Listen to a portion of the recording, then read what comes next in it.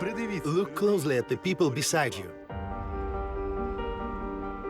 around you, everywhere. Behind every face is a whole world, a whole universe. We can't even imagine what is going on in the souls and hearts of those who stand next to us. What is he thinking about? What does she dream of? What troubles him? What causes her pain? How do they truly feel?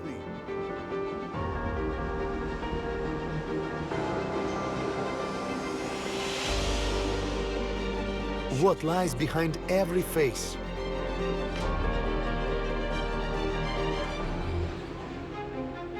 "1,368 days ago, our lives changed forever. On the 24th of February, all Ukrainians woke up as different people, in a different life and a different reality, and changed as well, forever. Those at the front lines and those in safer places lose every day, at the very least, strength, hope, plans, dreams. Often, without even noticing, we only pretend that everything is fine. But the war, day after day, without stopping, keeps wounding the psyche of each of us. Every day we drown in news, alerts and pain. And then we take a new breath and somehow move on.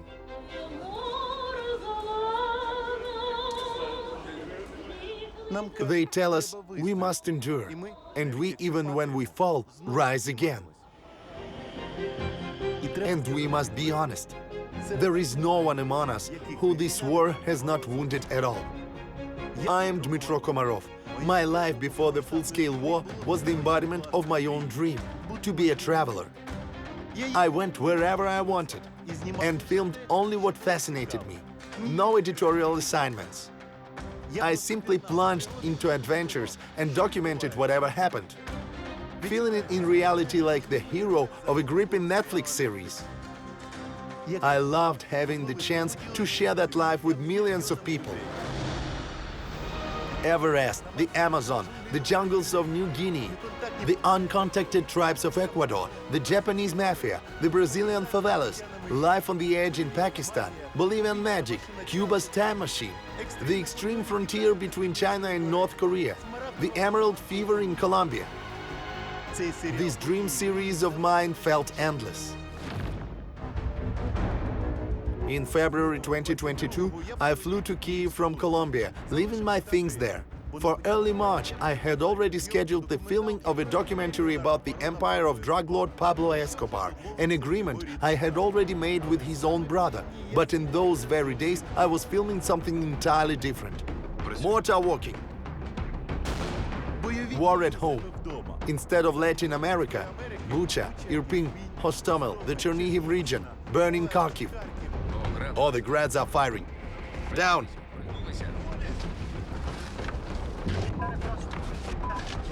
Grads, Luhansk and Donetsk regions. Instead of Bhutan, the Slobozhansky counteroffensive. Instead of Burma, the liberation of Kherson.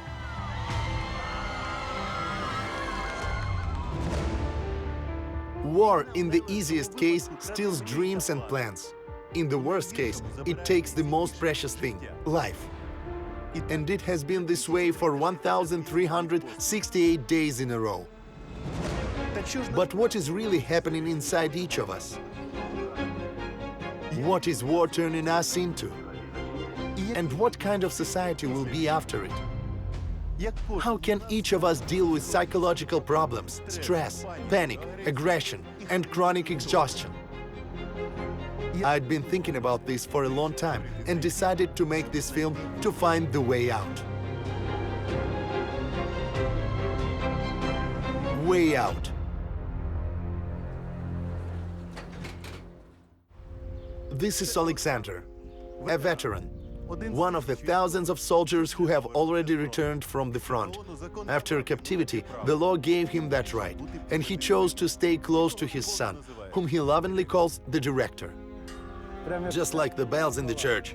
The director. This is my beloved wife, Yulia, whom I met in 2014 in the town of Shastya.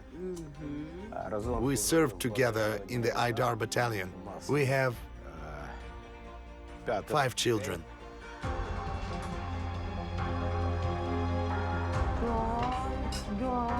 Give. It would seem that the front line is now a thing of the past. Alexander is in Kiev, but there is one but. You can take a person out of the war, but you can't take the war out of the person.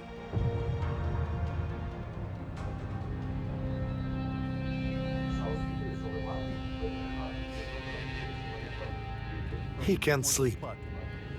The TV in our home has been on since 2014, 24/7, and we sleep with it on. The kids are already used to it. Sleeping in silence is very hard.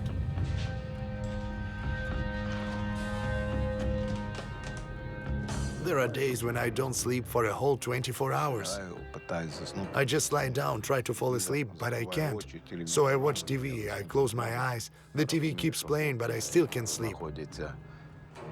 I understand that the guys on the front line can't sleep, and they suffer much more than we do here, simply because we don't get enough sleep. Come on. 1, 2, 3. What car is that? What patch is that? Aidar. And what patch is this? A military one. And who served there? You. And who else? Mom. My call sign is Lisi, the bold one. Since 14, I've had that call sign, and it stayed Lisi for all time. The one thing that's left, it hangs in my wardrobe. I don't want to put it on. It's pain, war, and blood. Since 2014, we've practically spoken only with military people. Life after the front is very hard. For them, there is no war. They got wasted and behaved like a bunch of fucking geese. He struggles to control his aggression.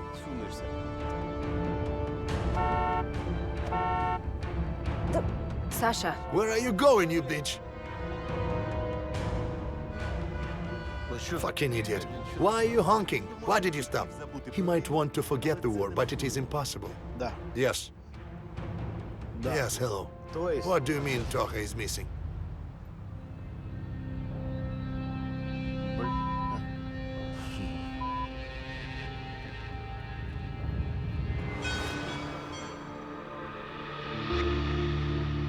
Every day someone is buried.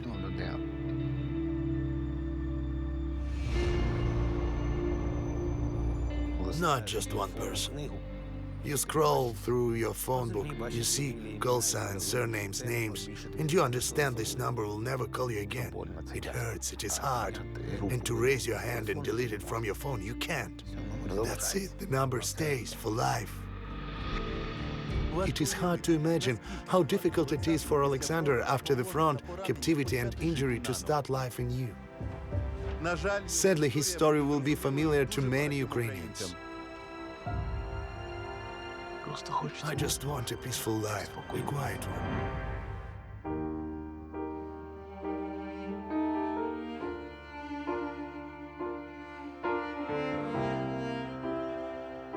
This is Christina. Не питай, де я був, коли тобі було так солодко. Де я був, коли тебе таку незайману підіймало вище неба, тільки сам на сам. Хіба не там? I won't give you to anyone. And we will be together.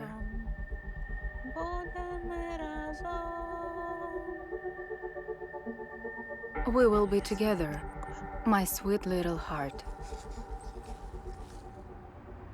I lost the most precious thing I had in life. I want to fall asleep and never wake up again. Nothing holds me here. I want to step out the window. as horrible as it sounds.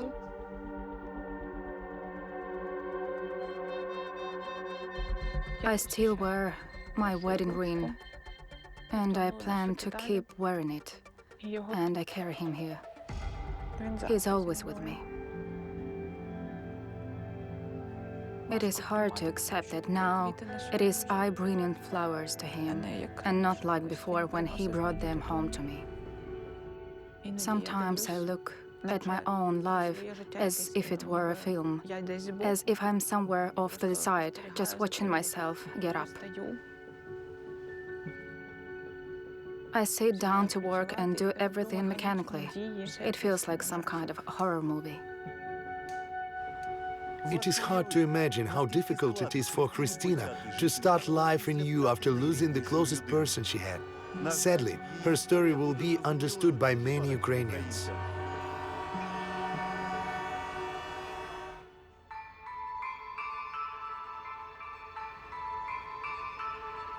This is Victoria.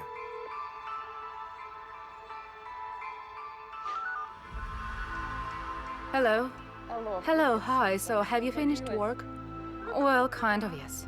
I thought I'd call and ask how the house is, whether someone is still living there. Everything was simply leveled with the ground. Our entrance doesn't exist anymore. Hold on. A person who has lost her home. At this moment, I have no home. A home is not even about brick walls. A home is where your family feels at ease, where your soul feels at ease, where you simply want to be. During the occupation, I had this feeling that we were going to die. I was only afraid that we wouldn't be crushed, that we wouldn't spend several days just dying slowly.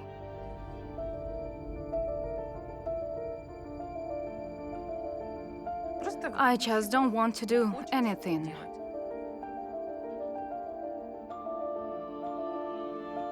I have a daughter, Karolina. Karolina is 12 years old. My child went gray. This is a jacket from Mariupol. At that time, I wore it both at home and outside. The smell of the fire, especially when you boil that water in the kettle. It smelled like that fire, and the water was filthy. In moments like that, you want to get rid of it, but no.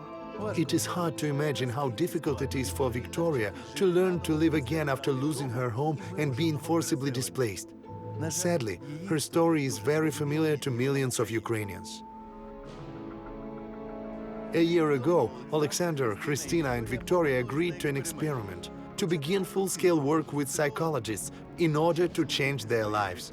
My name is Maxim. I'm a psychologist and a combat veteran. I mobilized voluntarily on the very first day of the full-scale invasion. Now I continue working with the guys who are coming back from there. My name is Lisa. I'm a psychologist, a psychotherapist, and I'm here to help you. I'm glad you found me. And why didn't you seek help earlier? And why do most of the guys or girls who were at war not seek help? Finding a person who will help you and who has at least been through some of the things we went through, that is hard. When I came to you, I understood that you know what it was like, and it's easier to talk then. Victoria, tell me please, what brought you to me today? I sometimes have panic attacks. I get terrified that I'm about to die. I have no desire to do anything at all. I've started distancing myself from my family, spending less time with them. I can't find myself in a civilian life, and this constant anxiety. First, it's because I can't find a job after coming back. I have sleep disorders, constant pain. I walk a bit, play a bit with my little one, and my right leg starts hurting because I have gout. What do you feel like talking about? Honestly, I don't want to talk at all or do anything. I want to be alone. Nothing helps, nothing at all. Every morning you open your eyes and you don't understand why. I don't want anything. Talking, therapy, this will help you broaden your perspective, and later you'll figure out who and where you are, how you want to live your life. And I'm here to help you with that. But most of the work depends on you.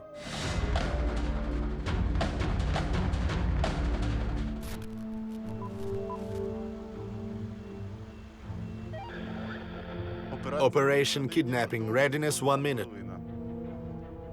Friends, these are behind-the-scenes moments from shooting our film. We're in the city center on Podil in Kyiv, waiting for our heroine, Victoria. Today we're doing a very unusual therapy session for her, an imitation of a kidnapping. A special kind of bandit-style car. There are 2 athletes who will carefully, without injuring her, unexpectedly pick up Victoria and sit her in the vehicle. Line 102 has been notified. It was also agreed with Victoria that during the filming, though she would not know on which exact day, something extreme and even frightening could happen to her. She gave her consent to that. 5, 4, 3, 2, and go.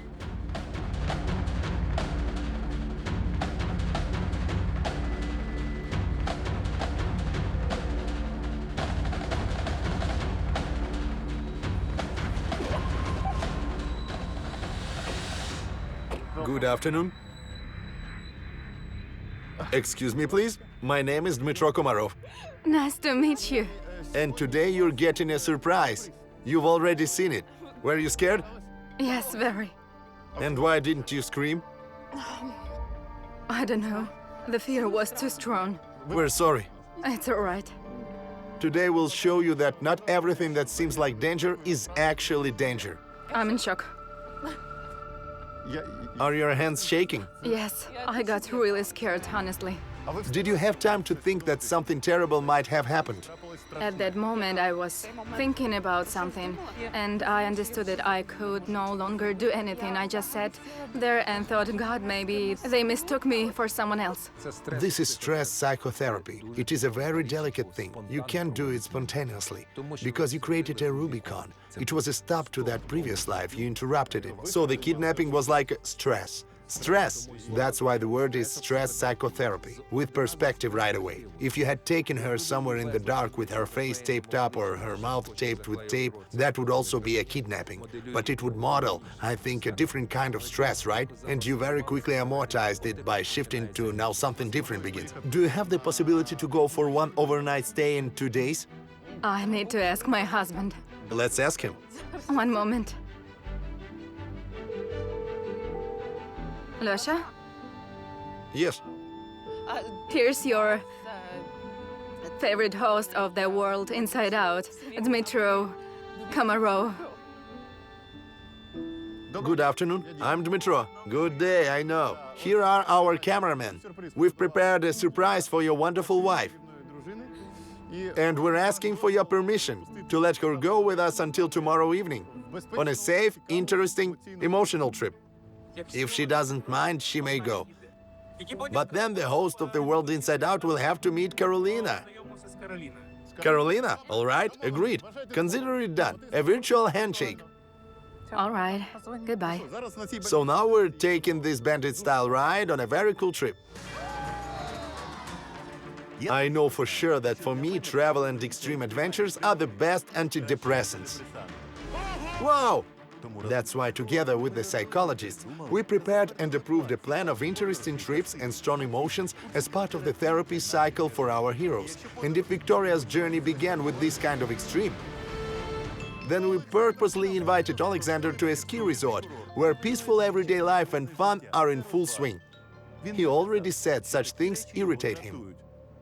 So we decided to sort things out right here. Hi, hi. Hey, surprise, man. Well, how are you? Same.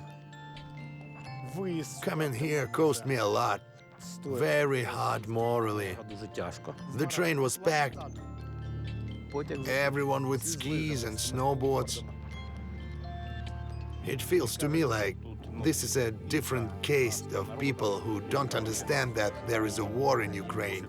They don't care. They came here relaxed, spent lots of money. They don't give a damn. We're just taking a walk here. For me, this isn't rest, honestly.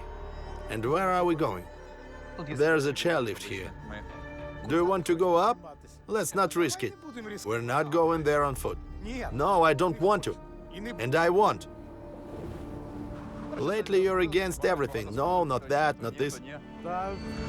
Why? Open up to the world a bit more. Does this thing even buckle in? Bloody hell.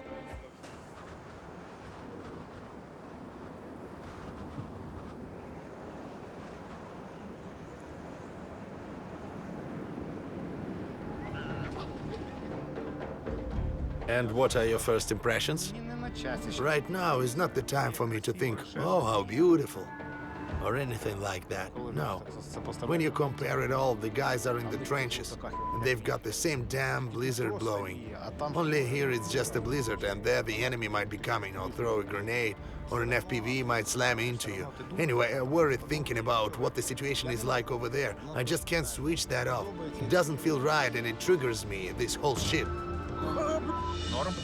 All good? It's gorgeous. I just don't see anything. The snow is so beautiful, really. And really ass cold and wet as fuck. Let's go save our asses. Such a nice Ram, a 150th. Perfect for medevac. I don't get why this car, since it's a pickup, isn't given to the guys there.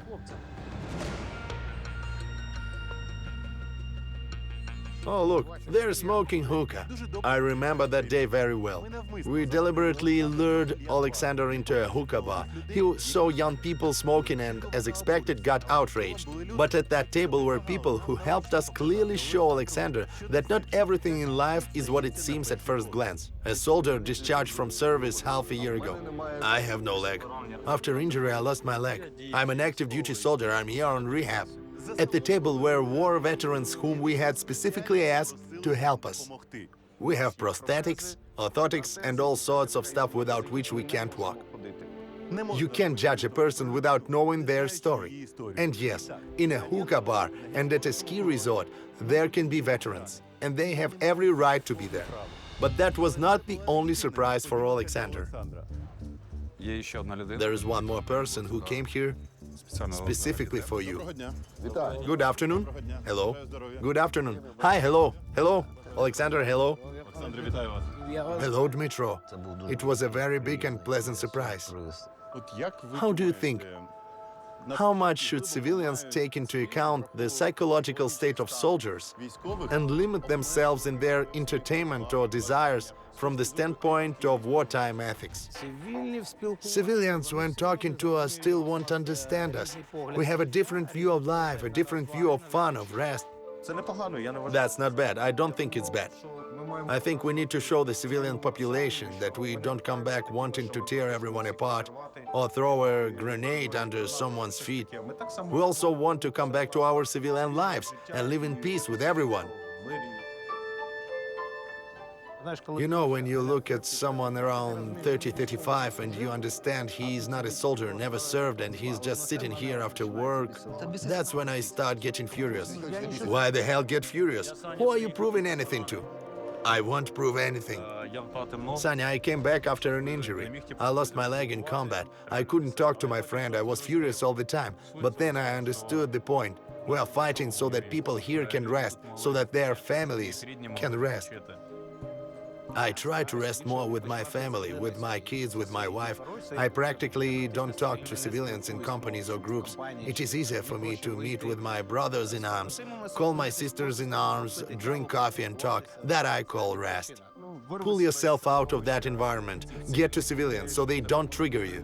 Don't try to change them. You just need to adjust to the reality we're all living in now.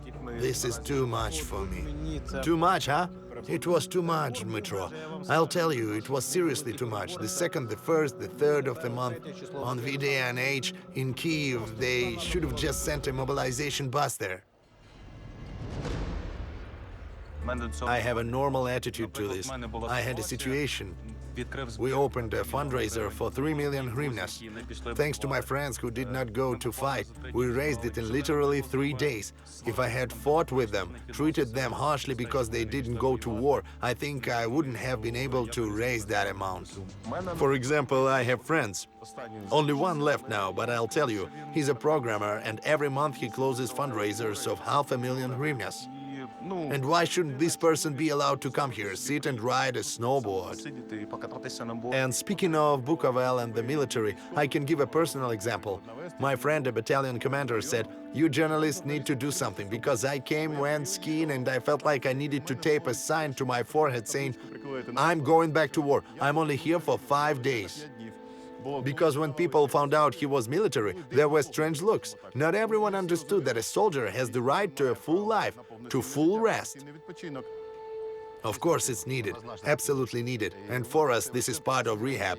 The guys who finished their rehab earlier have already started being sent here. For the second week now they are being sent here in groups. In our 10th Brigade, almost 18,000 people have gone through psychological rehabilitation here in Bukovel, and this is very needed, very important. There are so many people here and you can't tell who is military and who isn't. And what incredible strength those people have, the ones who came here for rehab, that they don't walk around ripping their shirts open shouting, "I was there and you, this, that." That is very proper. It means these are the right kind of soldiers. They truly understand what they fought and are fighting for. Second, employment and the fact that people are afraid to hire veterans. I found a job. He has a job too. I'm a test pilot. I work in the same field just far away from the zero line and still helping the guys. I'm in the second disability group and I don't have a leg. I had shrapnel in my spine. I'm not enough comparing. I'm not belittling your status in any way. I'm just telling you, it's harder for me to walk an extra 200 meters than it is for you. Do you agree? Agreed. You have children, right? Yes, 5. The youngest is 8. And you can make a contribution to your children's future if you show them that you're not just some, excuse the word, messed up soldier who behaves inadequately, but a person strong in character, strong in spirit, who can step over all of this and live for their sake. I even have a brother in arms. He's no longer alive, and I realize that the best memory of him will be if I simply keep living. Keep living is a very important message.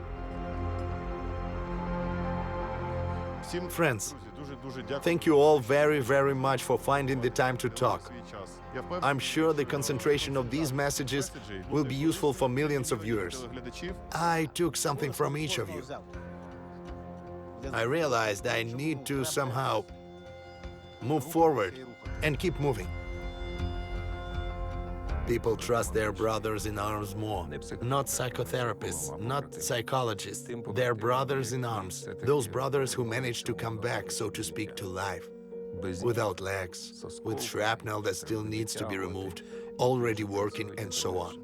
But at the same time, it raises big questions. For example, why did Alexander not come back as quickly? They came back, so is it only time?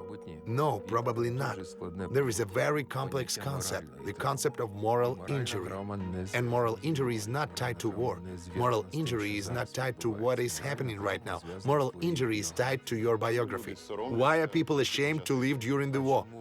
And why are there still discussions about whether you can have fun during the war? Whether you can laugh out loud during the war. You can't laugh at the war. That is a sin, that is improper, that is, God knows, madness.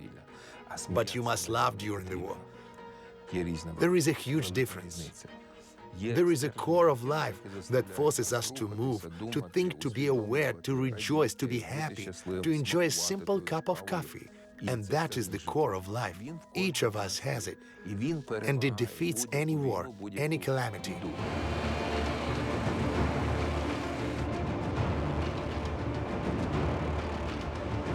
Victoria? Yeah? Adjust it a bit. Yes. Breathed out after all those emotions? Yes. How do you feel right now? Right now, I feel quite well, but when I don't control the situation, it feels like something will go wrong. Let's say I don't feel safe. And what do you feel when you don't control the situation? What is happening inside you? Panic. That's basically my panic attacks. With panic attacks, the first thing you must always remember is that you are not dying at the moment. We create that feeling ourselves. It's just a glitch of our psyche, and it can be corrected. You need to shift your attention somewhere. Even physically, get up from that chair or sofa. Change the location, and if someone is at home, talk to them. Do something intellectual, do something physical. And of course, breathing. You can use a box breathing 3 or 4 seconds in. 1, 2, 3, 4. Inhale, then hold it for about 4 seconds, and then the same 1, 2, 3, 4. Exhale very slowly, and you need to do several cycles like that. Have you ever thought about how much energy you spend on anxiety? And how could you use that energy if it went somewhere else instead of into anxiety? A lot of energy goes away because I don't want to do anything very apathetic. And if I didn't have this anxiety, I'd probably have the desire to do something, to try drawing again. Oh, cool. And you like drawing? I used to draw, yes. What helps you forget about anxiety? I don't even know the last time I wasn't in a state of anxiety. There are situations like the elements, the weather, nature, for example. We can't control them, right? Well, yes. And the same with missiles. Life keeps going anyway, you can't stop it. Let's agree for this trip that we will try to learn to let situations go. Let's even come up with a code word. For example, relax. I'll try.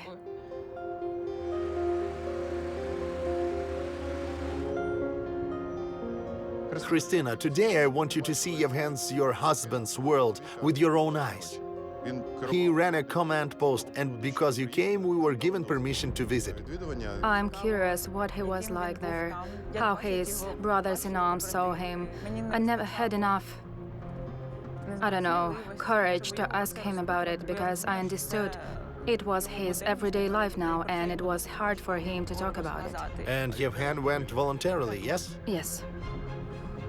God, even now it's hard for me to say it. Back then, I broke down crying, trying to convince him that I needed him at home. He said, I have you, I have my parents, I have my brother, this is my duty. I knew that if he said it, then that's how it would be. I accepted it.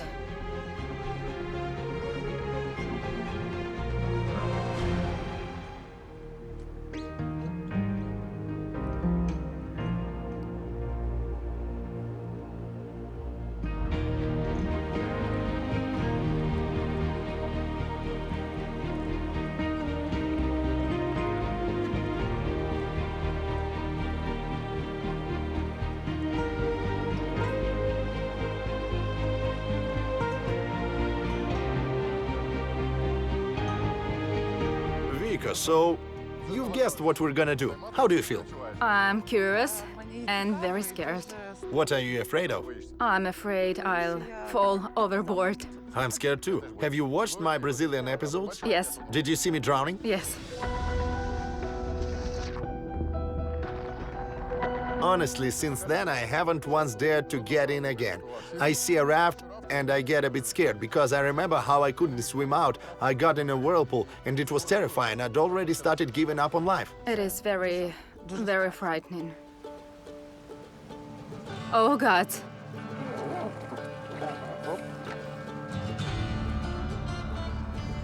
It's a bit hard to pull myself together for now. I can't keep up with my hands and my head. Well, Vika, first rapid. Get ready, it'll be extreme. Cool. Yes. Vika, do you see the analogy? Life, it's like a river. It flows and all you can do is gently adjust the course of your boat with a paddle. But you can't change the river's bed. Same with life. It goes on and you can only steer it slightly. And then maybe in some situations, like right now, well, it's better to simply relax. Relax. Now listen, what do you hear? We're approaching that source of noise. I hear it already. That's a huge rapid. A waterfall. About 3 meters. Well, I'm going to fall out there. Let's go.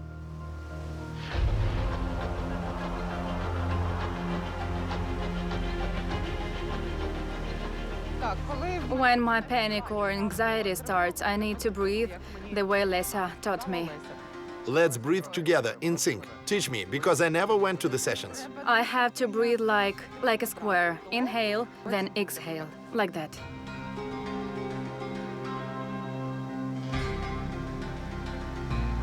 I'm not sure I can do it. I doubted myself a lot.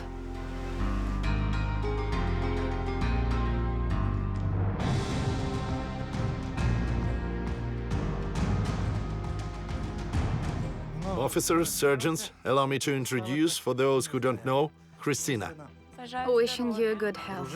our Yevgen's wife. May I hug you? Yes, please. Hello.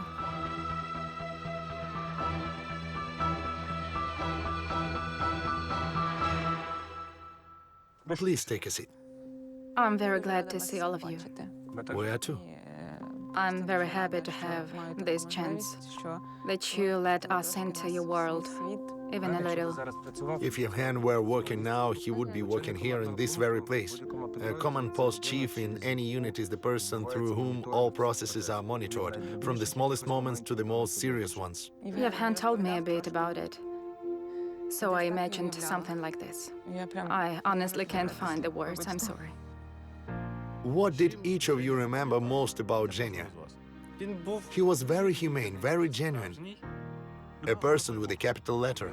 His first call sign was short, the devil. I told him, let's change it. He said his new one, Peklo. Because he had that kind of character. He was always very fiery. When he saw that there'd be shooting, he nearly clapped his hands, he lived for it. He cared deeply about the result. He really wanted the strikes to land, for us to win. And here is the direct proof. Is a part of Yevgen still here with us, if you recognize it. Yes, That's his signature. yes, Feels good to see it. very much. Thank you. Just don't open it. I won't. This is what he worked with. He passed on the information needed for the command. And despite holding certain leadership positions, if firewood was needed and everyone was busy, he would just go, chop the wood himself, light the stove, and add more fuel. There was never this attitude of, I'll find some soldier and make him do it. That actually says a lot. And outside his official duties, he changed. He became more homely, more relaxed. And then his sense of humor showed through. I don't remember who, but one of the brothers in arms told me he even walked on his hands. I know he liked doing that at home. I just didn't expect he could do it here. And didn't he push anyone to do sports? He didn't push, but he inspired by example. As soon as he saw a branch or a metal bar, he would start doing pull-ups. He was constantly doing pull-ups. I walked past him and was shocked. And he never shouted. He didn't act like he was annoyed. If I saw him doing pull-ups, it meant there was an inspection or a really tough conversation. He never told me that. There was a lot he didn't tell you, I suspect. We had a difficult topic to talk about with him. It was about children. We discussed it. He planned for them. He wanted them. But he planned them after the war.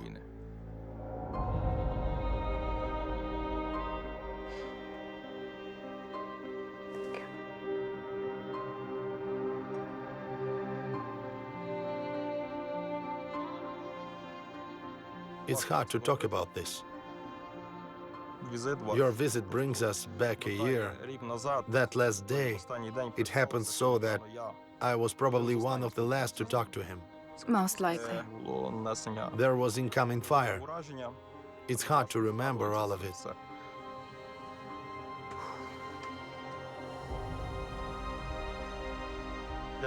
I texted him.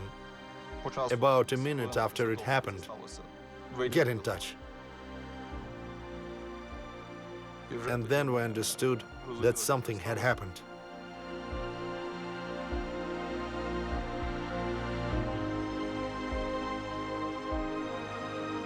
I'm sorry.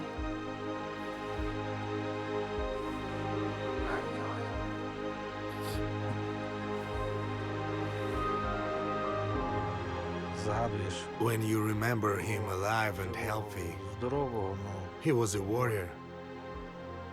That is exactly what a soldier of the armed forces of Ukraine should be.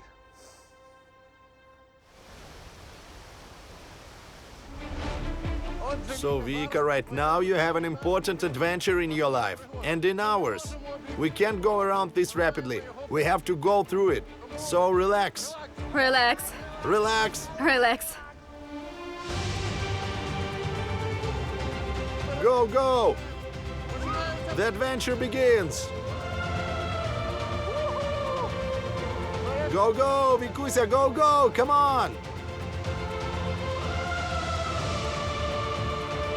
Up, up! Come on! Come on, Vika!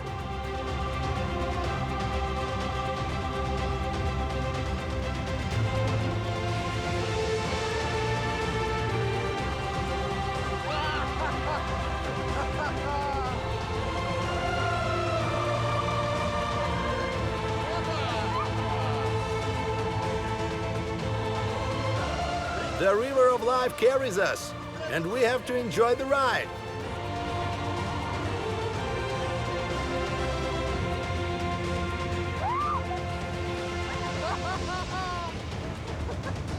Held on?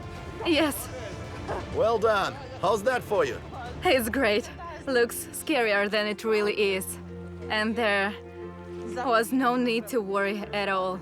Any obstacle you face, you can overcome. Honestly, it's very cool. Some pleasant emotions. Emotions I probably haven't felt in a long time, last time, before the war. Vika, I'm really glad we caught this moment in time together. High five. I'm really glad too.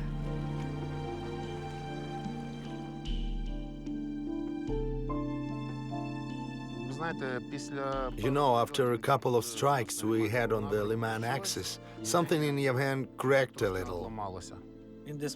He felt death somewhere nearby. Fate. And the fact that you agreed to talk like this now, in such an environment, and then share it with people. A brave woman. Yes, live a full life. That is precisely what he fights for.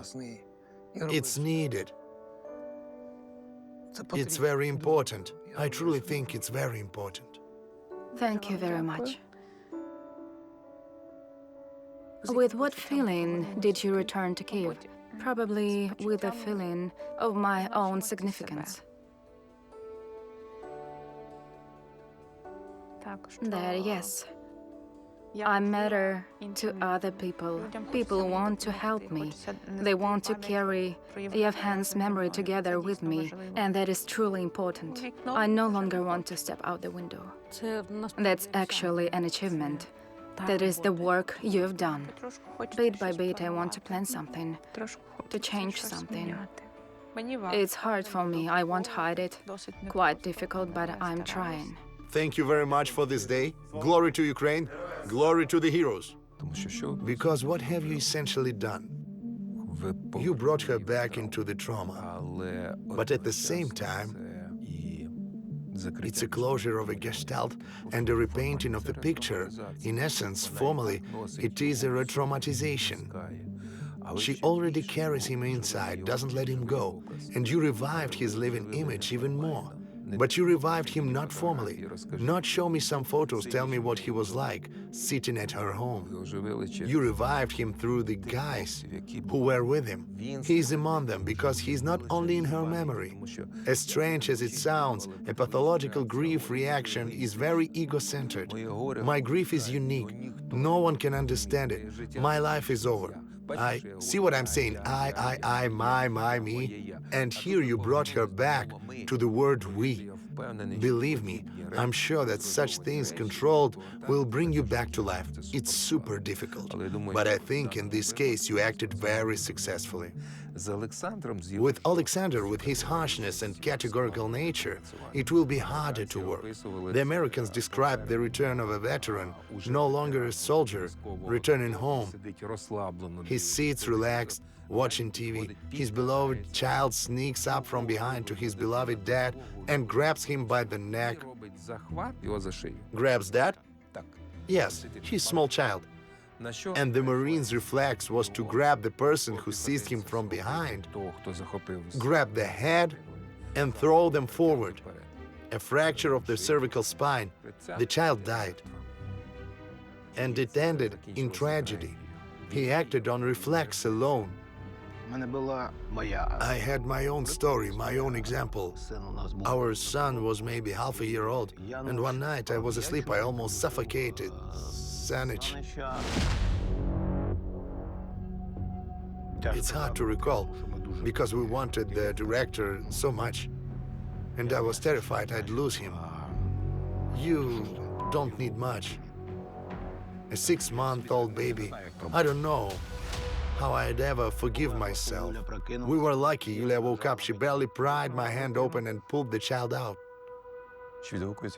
Does what happened to resonate with what you've lived through? Yes, I have dreams, memories from 2014 and 2015. I was taken prisoner. Interrogations, mock executions.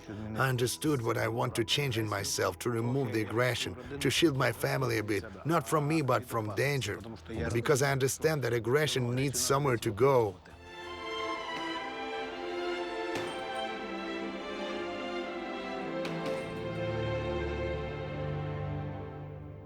Alexander, good to see you. Good afternoon.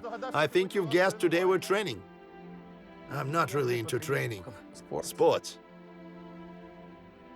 Well, listen. Today we're not going to learn how to fight. We're going to learn how to release emotions without aggression. Take your corner. And in that corner, we're waiting for a true legend. A unique athlete known all over the world. Then disputed heavyweight boxing champion, Alexander Usyk. Good afternoon. Will it be a brutal training session or not? Is no one gonna hit me? Good afternoon. Good afternoon, Alexander. Good afternoon, namesake. Mr. Alexander is a war veteran. Since 2014, he's been fighting and has been injured. He came back from the front and has trouble sleeping and watches TV all night long. Yes, first of all, it started to drive me mad that civilians want soldiers to adjust to them. When you walk by and see those restaurants, cafes, and the rich kids sitting relaxing, they don't give a damn that there's a war. How can strength help you stay calm, balanced, and in control of your emotions?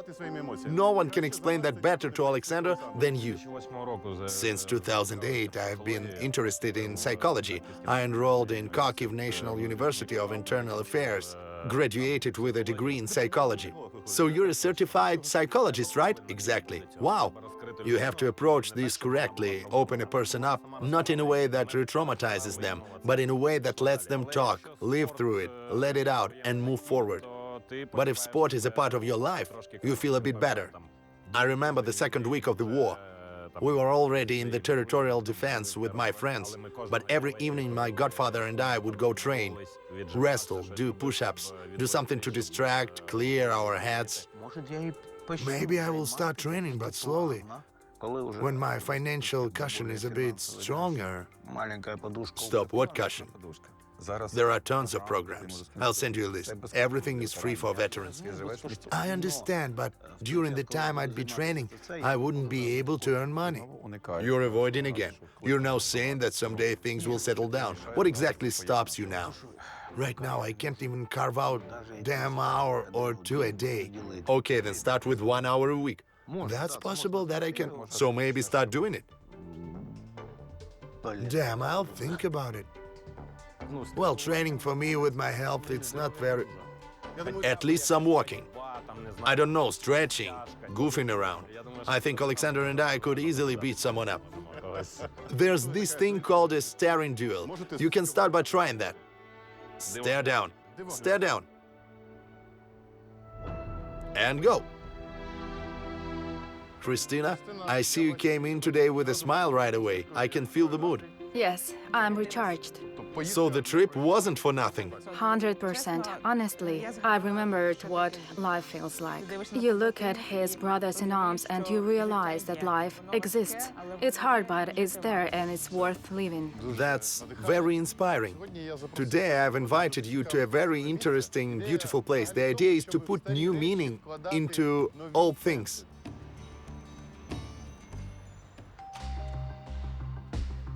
Vika, hi. Hi. Today I'm without the fighters of Eastern martial arts. It's good. Come in. You've already done so much to start a new, full life. But I think 3 years ago, you lost something in Mariupol. And without it, life is not as bright. So today I invite you on another journey to a very, very special place. Thank you so much.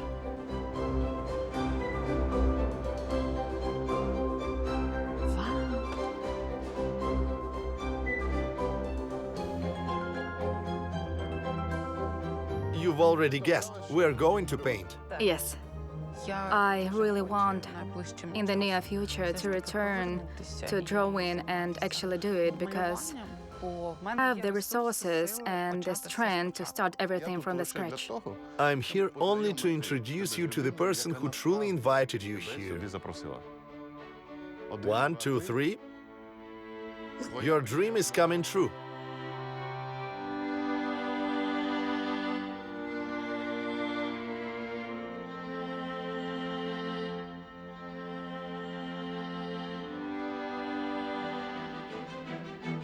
Welcome to the classical jewelry house. Let me show you our most famous works. A miniature of the Archangel Michael fountain. It was created after our sculpture. Would you like to hold it? Yes, if I may. Of course. A little bell like this was gifted to the Pope. Very beautiful. Our works are in the private collections of well-known people around the world. Here, for example, the Pope, the Dalai Lama, a special piece was created for him, and Michael Bloomberg. There was also a very interesting commission for Donald Trump. We made cufflinks with his portrait. And here, Christina, you can see Ihor Lobatas himself. We were friends. May he rest in peace. He passed away recently. Ihor Yuryevich was my uncle. Sadly, he is no longer with us, and I'm continuing our work. Thank you. It's truly a family affair. And this chess set is legendary, actually. The board itself took 3 years to make. These are historical chess pieces that depict real historical battles. And look at the pieces. Here are the Cossacks, a knight with an old firearm. This one is Sahaidachny. Cool. Sorry, I'm a journalist. I have to ask, how much does this cost? Around $3 million. And we're sure just 2,999,000. We have high hopes that they'll be displayed in one of the museums. Or at my home for $3 million, if I ever have that. Dmytro, I truly wish you to earn that as soon as possible. And this is a sculpture of a Cossack, Charakternik. Symbolically, his cloak is a map of Ukraine. He looks like Usyk. Well, actually, yes.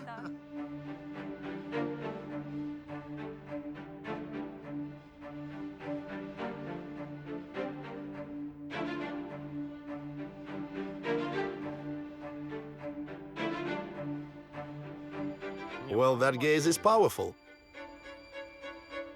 Old age is no joy. Yeah, you can see it. A powerful gaze, you said. What do you mean? His eyes don't dart around. His students stared straight into one eye. Alexander, when you looked into Alexander's eyes, what did you feel? A confident champion, and we are already friends. Our situation is different now. If we had a fight ahead of us, we would feel completely different and look at each other differently, because you can just look. Let's try it. So we start. And we have to stay silent. Some stay silent, some say something. Tyson does that and smiles. Have you ever had in everyday life some kind of conflict situation that you resolved just with a look? Listen, first of all, a professional, someone who has skills in combat sports is a weapon. That's a knife, that's a pistol, because it's close distance. Well, there were situations when I said, no, come on, no fight. And the guy, boom, takes a stance right in front of me. In front of you? Yes. I say, wait, and I, raise your hands, please. I grab his arms like this. He pulls, and with this hand I go, boom, he squats down. I grab my cap and say, I guess I should leave now. Sorry, but was this already during the time when you were world champion? No, nothing like that now. I run away immediately. I run very fast. I don't need to fight anyone. I go whoosh and good luck finding me. But I'm sure he knows how to fight. So friends, for the first time in television history, a Ukrainian veteran will be trained by the undisputed heavyweight boxing champion of the world. This ring has 2,525 diamonds. And we created this piece. We submitted it to the Guinness World Records. And it turned out that such a category didn't even exist. And we opened a brand new competition category for jewelers around the world. So it is a Guinness record? Yes, a ring with the highest number of diamonds. Christina, would you like to try it on? Can I? Of course. Not for every day, probably. I'm going to blush. This is just amazing. I suggest you try this piece on as well. I'm honestly scared too. Such procedures are very good for women's health. We always talk about how this is an anti-stress zone for us because a girl's best friend? Diamonds. We all know who. God, this is a masterpiece. I really hope it will also take its place, maybe in a Viennese museum or in a Ukrainian museum. I think it should go to the World Inside Out Museum. Next to the chess set. And my old age secured. Wonderful. We know your story, and we have a certain proposal for you. We know that you wear a ring on your chest. We propose creating a unique piece that uses both rings, united forever. We have a few ideas, and if you don't mind, we would like to show them to you. I'd love to see them. Yes? Yes. Wonderful. These are our master craftsmen, our artists. We would like to offer you our vision of this piece using certain symbols in the form of birds. We would also like to propose an idea that uses hands and wings. Super. With a little heart. Honestly, the symbolism, your ideas are so beautiful. Super. Really, I'm very emotional right now. And why did she get so emotional? There are many options. All the options are great. She didn't get confused by them. She was triggered.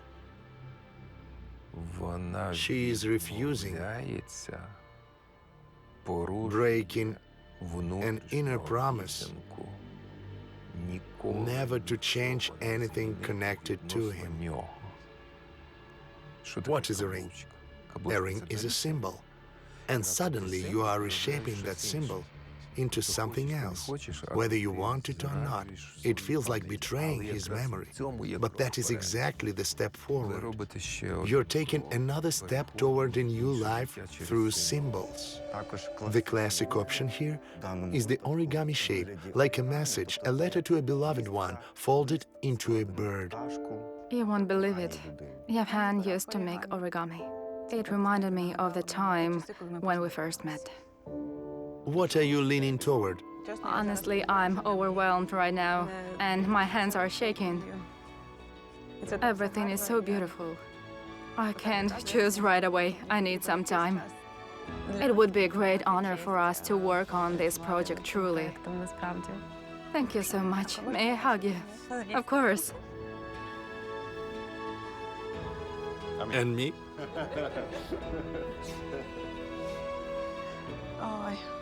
Thank you all. God, this is amazing. Honestly, I'm shocked. So friends, for the first time in television history, a Ukrainian veteran will be trained by the undisputed heavyweight boxing champion of the world. Will we rub the bandages or not? Why? No need at all. Let's do a bit of shadow boxing, Sasha.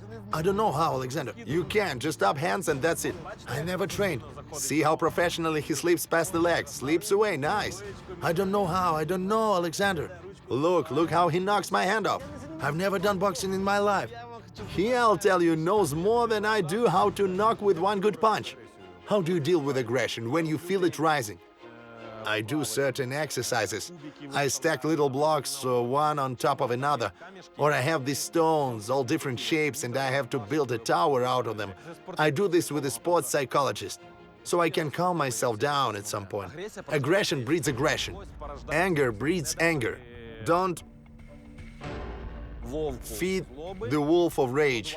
Don't give him food. When he starts barking or howling at someone, you tell him, "You are not my guide. I guide you. And someday I'll open the cage. And you will go. But right now, shut your mouth." Aggression, rage, hate, love, joy, light. Who wins? The one you feed wins. All right, let's go hit the bag. There are three main types of punches: a straight punch, a hook, and uppercuts. You'll break a jaw. Can you throw a little hook? I'm not a boxer. Do a hook. It's called a postman punch. That was in some movie. And you can't run like that. That's not how running works. This is for coordination. For coordination. Punch, punch. So after this, you'll take up boxing? No. Alexander, tell me, most athletes eventually go into politics. Are you planning to? God willing, absolutely not. Not all athletes answer like that. Some do go there. I can't, and I don't want to. Everyone should be in their own place. If you're famous and earned your fame somewhere else, please don't go there. Let's just stand here in front of the mirror, like... I'm not a boxer. Same thing, narrow stance. Like when you shoot. Yes, yes, yes. Same here. And back. Same thing. Aggression. Insomnia. These are all post-traumatic reactions. It's the mind. My father fought in Afghanistan, and until the very end of his life, his head hurt, one eye drifted a bit, and at night he would call out to his brother-in-arms. It was hard for him, but he never worked with a psychologist. I know that 100%, and inside us, our mentality is like that. I'm a man, yeah, a man doesn't cry. Why shouldn't I cry? What about crying from joy? When my daughter was born, I cried a lot. I thought, thank God, such a tiny little one. Alexander, when was the last time you cried and why? By the way, I did have a tear when the last group of our guys returned home. You know, when a man, well, he's supposed to be like this. But one immediately jumped on his brother-in-arms and hugged him so tightly. And you think, damn. So another side of Alexander Usyk is a very sensitive person. Those are emotions. I'm absolutely not ashamed of that. Why would I ever be ashamed of, really? Thanks to your authority, you have the ability to give advice to those who returned from the front, how to live, how to adapt faster. There was a psychologist, Viktor Frankl. He survived a death camp. And he said the first to give up were those who believed it would never end. The second to give up were those who said, just a bit longer, just a bit more, and it will end. And only those survived who did not believe in anything like that. They had a goal. You have a goal, and you must hold on to that goal. Goosebumps.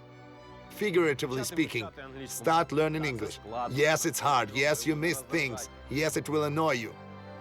Exhale and keep going. You're lucky. You're the only Ukrainian whose psychologist was Usyk. That was a great training session with Alexander, so if you want to, feel free to be jealous. I'm here only to introduce you to the person who truly invited you here. 1, 2, 3.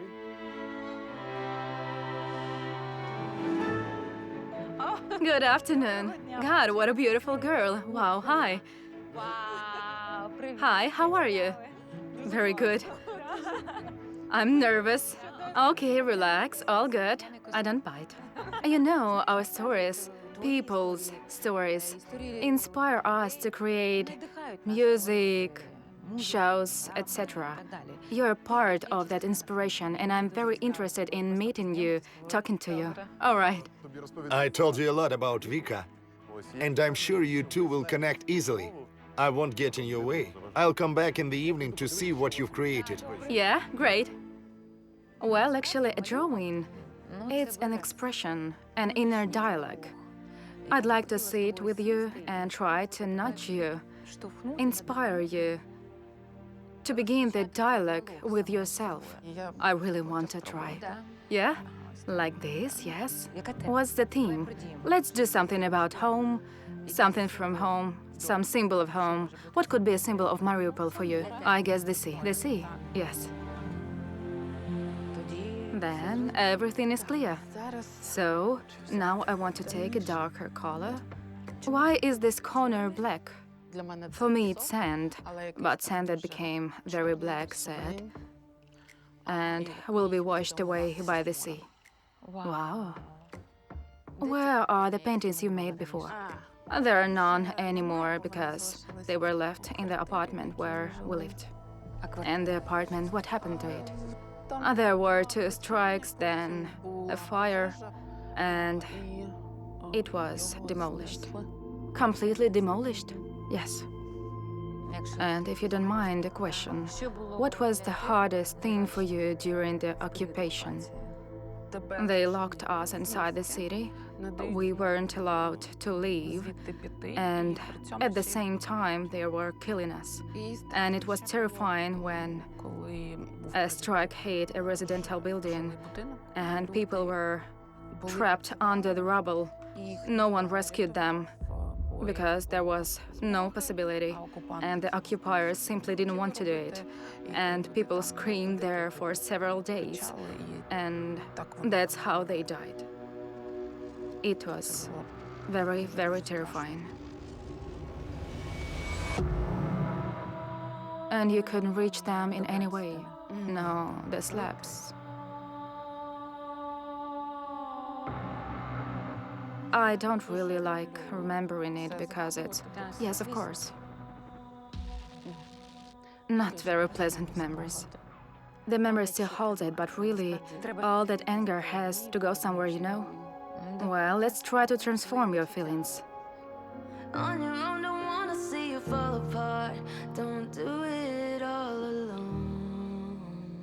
So when you're I've started taking a bit more care of myself. I've begun to feel the desire to do some physical activity. I finally get up earlier just like I wanted. Signed up for a massage, even went once. I guess that's a victory, a small one, but a victory. other side of a college rise and writing, so when you need a life raft. Christina, Dmytro shared the story of your love with me. Gifting you this dress is the least I can do for you.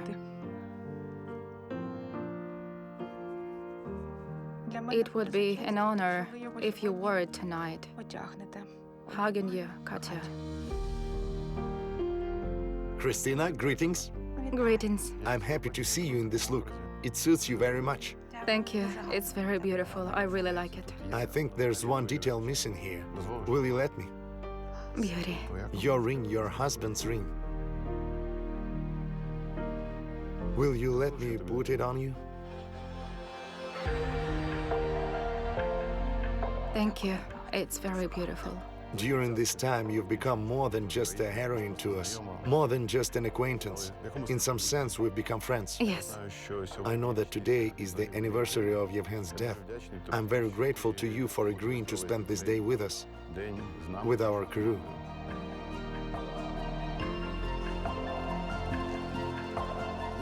I understand how important it is for you that the memory of your husband lives forever. And today I'd like you to feel here in the walls of the legendary Ivan Franko Theater that grief is not necessarily the color black.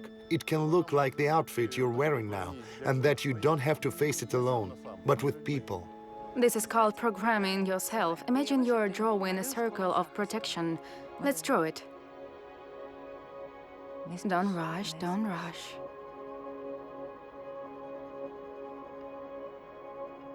Now place your hands on your head. Just smile to yourself. That's it. When I feel very deep sorrow, I do this practice. Nice, thank you. You're welcome. And how did you live through the first days of the war? Because when I was in occupation, I had no way out. I'm just curious how people who sort of had a choice understand it was tiny but still a bit of a choice, how they lived through it. I was abroad at that time. I said, I'm a very famous singer in Ukraine, and all the news was about Ukraine. I said, help me make a march for life, for Ukraine. And from that moment on, we started gathering these marches in different European cities. When you help people like that, that's also how I heal myself emotionally. And when you had those really hard moments, how did art help you cope? I'll tell you this. My husband has been gone for 10 years now, and I didn't allow myself joy or celebrations. I couldn't even celebrate my own birthday. I hid in the studio. I always loaded myself with work. Honestly, I'll confess, only now, 10 years later, just now, I finally took out some photos, allowed myself to change the interior a bit. Only creativity managed to keep me going. And to be honest, it turned out super. Why did you paint part of this in white? It's like water that slowly washes everything away and leaves its mark. The sea always remains the sea, and this is the burned city. Am I understand it right? Yes. You have an enormous talent, and today, the fact that you're creating, that you're in, that's your action. You must act because hoping for tomorrow while just sitting and waiting doesn't change anything. That's how I always call myself. Hope is a nice breakfast, but a bad dinner. Yes, that's very well said, actually. I'll take note. I'm glad that step by step you're tuning into this process of talking to yourself through the easel, paint, and so on. Take risks, all right? Let yourself go. We take risks. Yes, come on.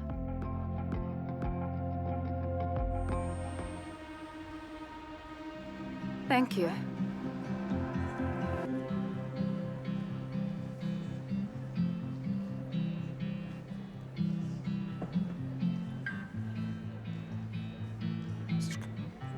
Serhiy, do you recognize her?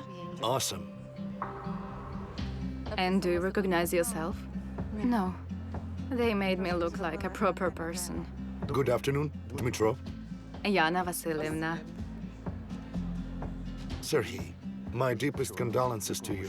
Thank you for being here today on this day. Of course, he didn't give his life so that we would stop living ours. He did it for us, for everyone.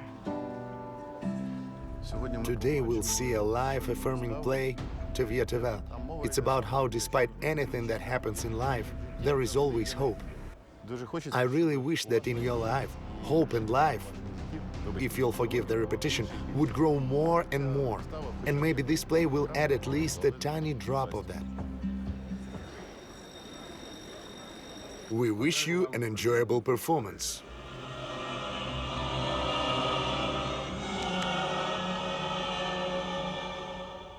Since ancient times, Ukrainians and Jews have lived side by side. And we also have civil rights, even if only in a reduced form, a circumcised form. The fireman asks, there are ladies here, is that news to them? All right, the main things are work and freedom.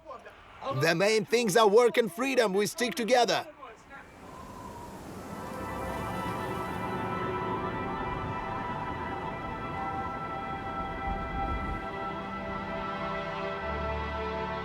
All right then, let's switch to you as friends. We kept saying, sir. Hovela 2,061 meters above sea level, the highest point of Ukraine. As someone who knows firsthand what climbing in the Himalayas, Andes, Alps, and the Caucasus is like, I'll tell you honestly, winter Hovela In January, when the snow is as tall as a person and with the wind it feels like -20, -30, it's a real challenge, even for an experienced mountaineer. It was my dream too, and it's truly hard and very dangerous. But it's exactly these kinds of things that change you completely, giving you incredible strength and confidence. And in general, nature heals you very deeply. There's one great method, it goes like this. Just lift up your ass. We'll climb Hovela and hand the IDAR flag up there. Wow, that's a big mission. Yeah, and it has to be done. I'll do it. Now the first part of the trip is the easiest one. Keep an eye on your hydration, sip water and add calories. And always stay mentally positive. Positive thought patterns matter in the mountains. Don't rush into it right away. Yes.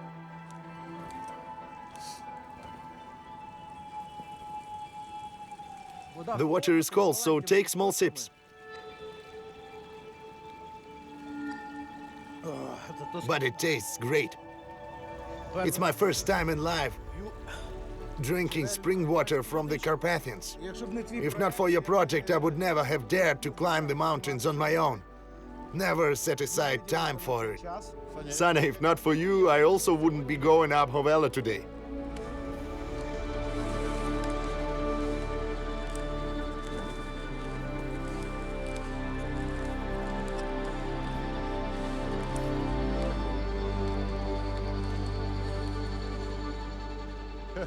The first stage is almost done. We're coming out of the forest zone, and ahead lie completely different views. More wind, more snow. Go at your own comfortable pace, just so your breathing stays steady.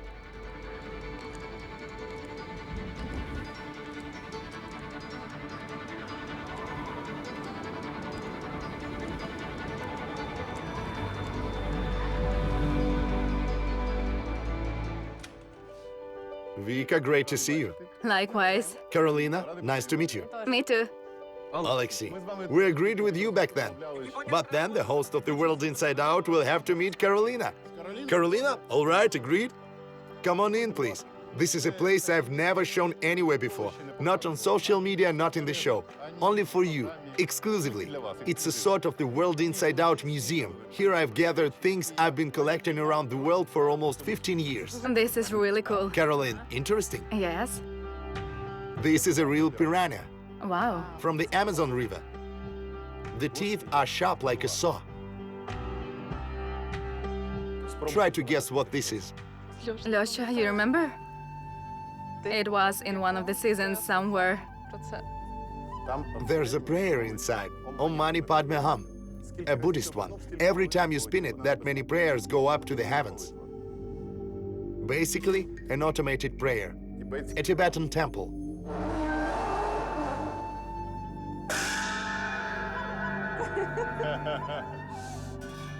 Sound therapy.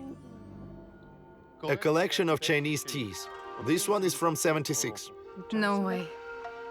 This one is from the '80s. One of the most valuable to me. I bought it in Beijing. We'll try it today. We begin the ceremony. We pour the water.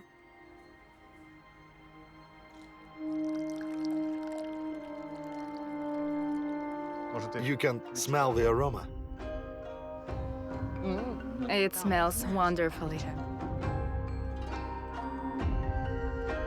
We break off a piece roughly like this.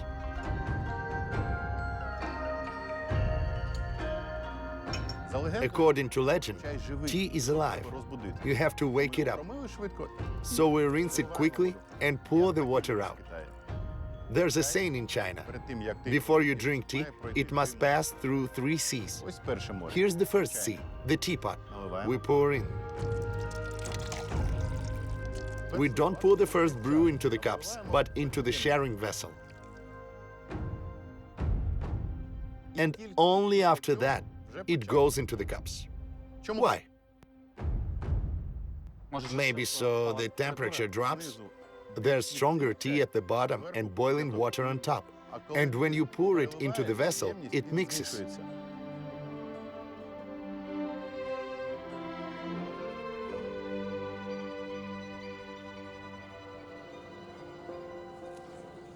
All right, want some Chinese tea? Chinese one? Yeah.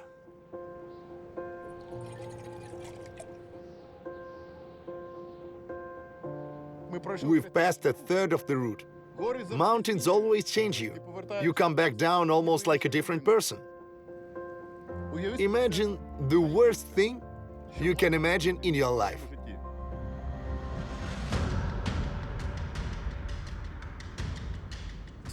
In 2014, in the 7th month, there was an order to open a corridor to the serviceman who was still in the Luhansk airport. I was walking across the road. There was a house and the enemy was there. I was working. I don't know how, I pulled my head back and just like that, a bullet grazed me.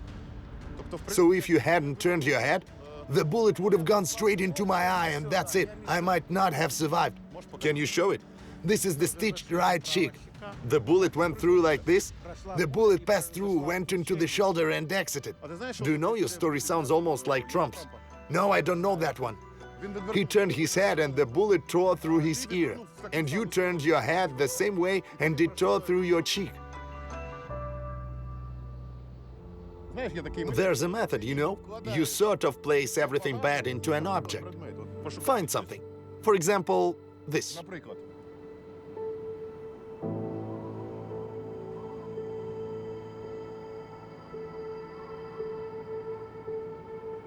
Here in this spot, I want to live the memory of captivity. That was the hardest,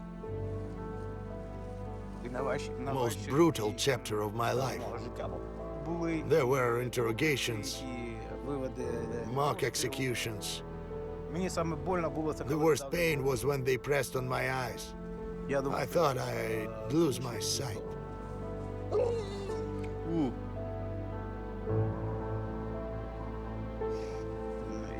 And then he said, "That's it, we're done with you. Now the team will take you out and shoot you." What were you thinking about? About family, about my mother. I didn't have my wife Yulia back then. About my son Zhenya, who was in the Vinnytsia region. I understood I might never see them again. That was the hardest thing.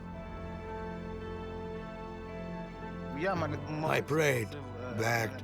My father died in 2008. I begged him to save me, to help. And that's all.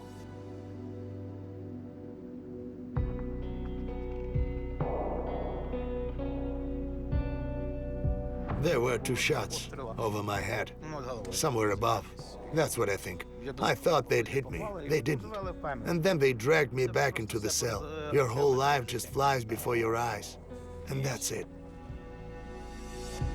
Place those memories into this twig and let's send it down with the wind. Let it fly and bury itself somewhere under the snow and never come back up. I'm letting it go. It's hard for me to relive these memories again. I just don't want to remember, that's all.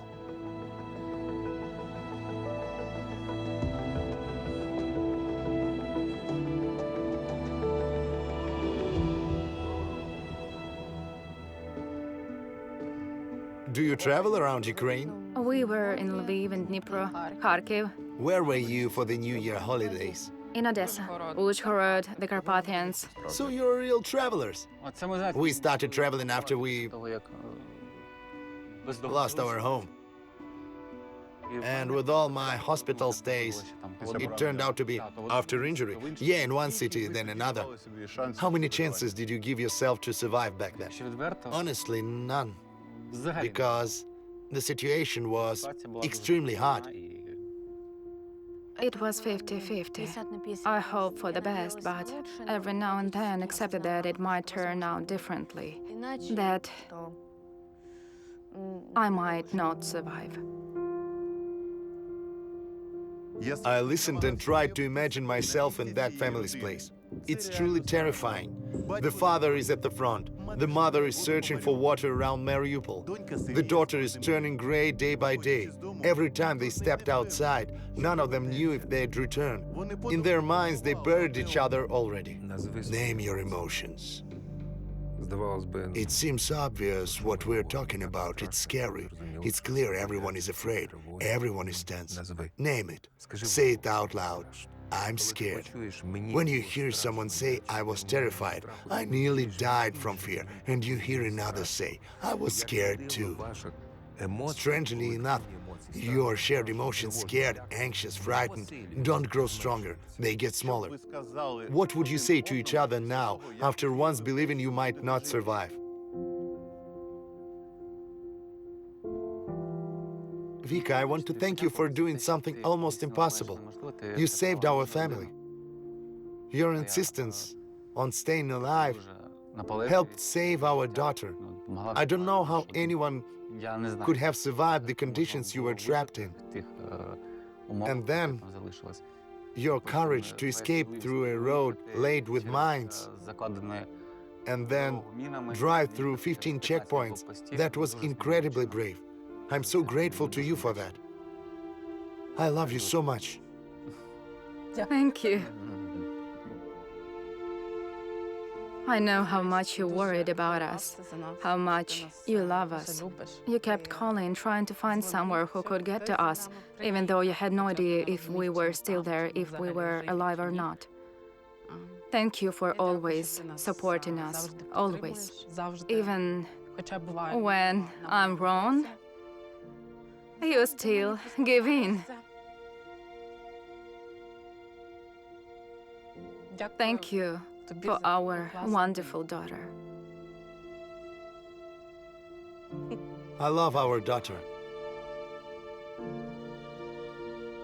Sweetheart, thank you for listening to me, for being strong, for the way we held on each other. And thank you for supporting me, for believing that everything will be all right.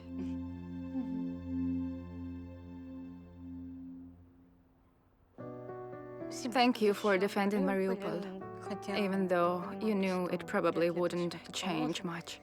You protected us too, me and Mom. You kept caring for us, no matter how bad things were for you. It's all right. It's fine. Enough. It's all right. It's all right.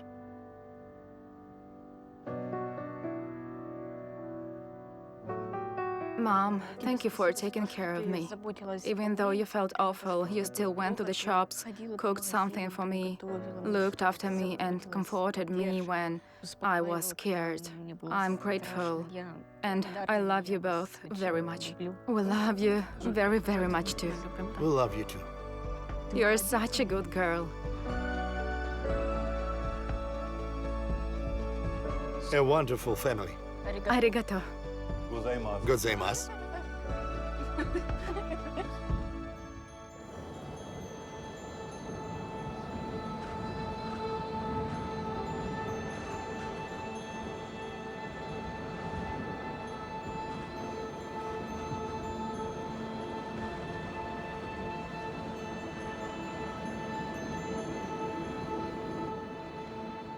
The snow is about 1.5 meters deep. It's hard to take a step, even with snowshoes. Look, I'm pointing the camera down. That's what it looks like.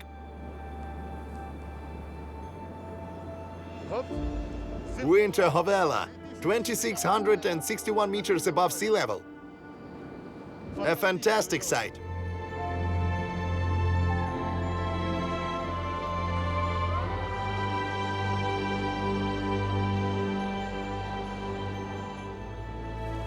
You got lucky on your very first ascent. You landed straight into some of the harshest, most demanding conditions.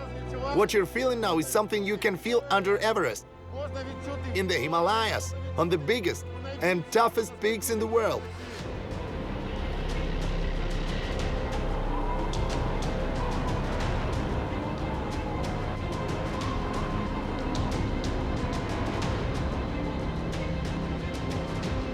Friends, the weather is such that we have to stop the expedition.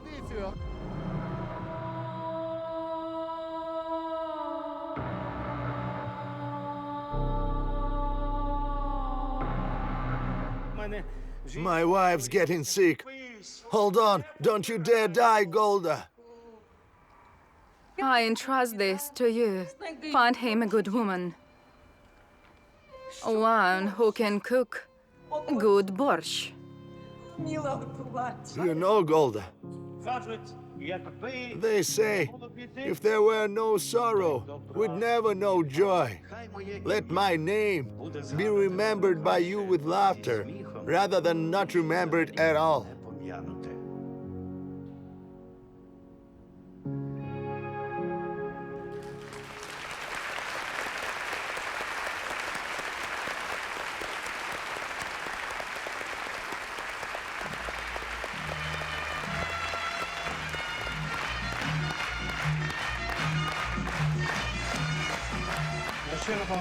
We sincerely thank you for this incredible warmth that came from the hall.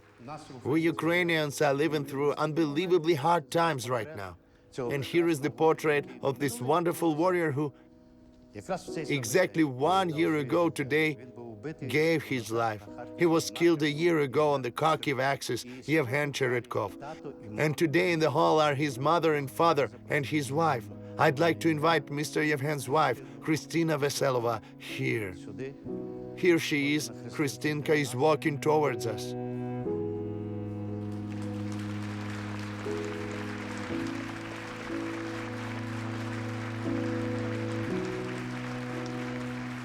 Christina, come to me here.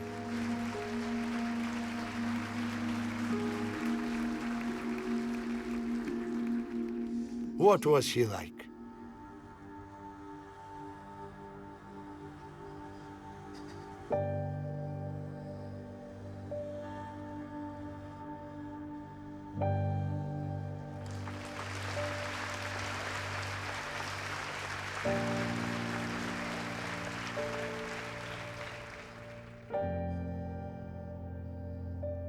He was the best I ever had in this world. I'm crying, but he really didn't want me to cry. That wasn't him. Yevhen was always kind, cheerful. He was alive. That was my Yevhen.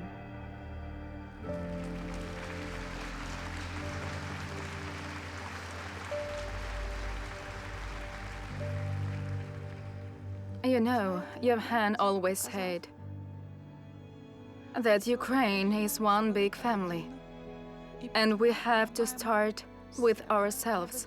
I would really like you to remember every hero who continues to fight for our lives, so that every day we can go to the theater, drink coffee in the morning, and hug our loved ones. I would very much like us to honor not only my beloved hero today, but all the heroes who have fallen, with a minute of silence.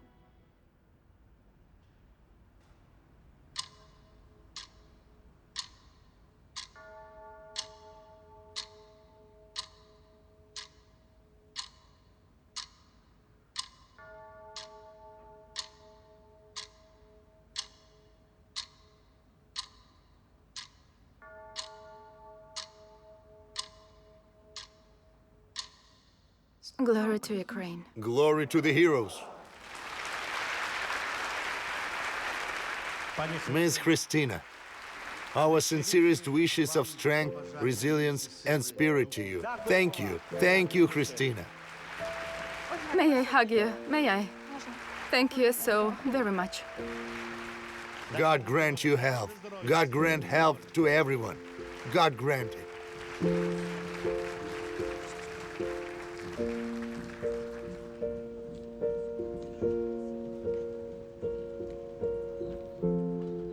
Of course, he'll be with us for all our lives, but I'll say this. When you realize you will never again be able to hug or kiss your son, there is no way to convey that feeling. No one is made for war. No mother gives birth to her children for war.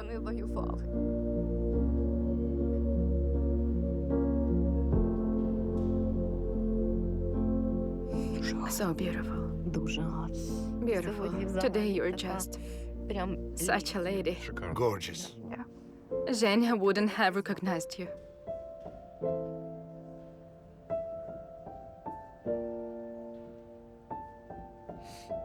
Thank you, everyone. Thank you.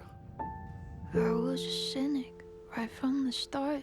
Never believed in giving my heart. Never believed in falling so hard. I kinda feel like I've seen it all wrong.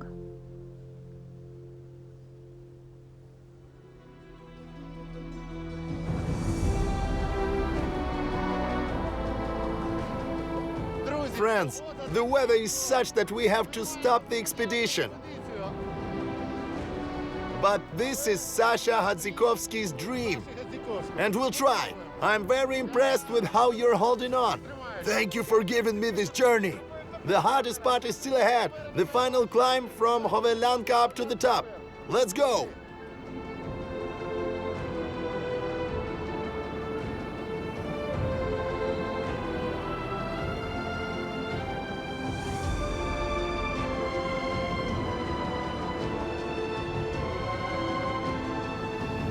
$1,900 meters, 160 to the summit.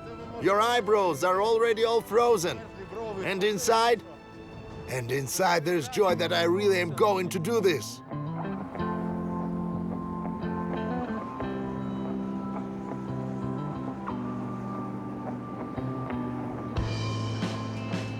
There are 100 meters of vertical left.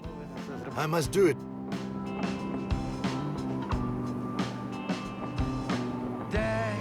Сьогодні не такий, як уявляли ми.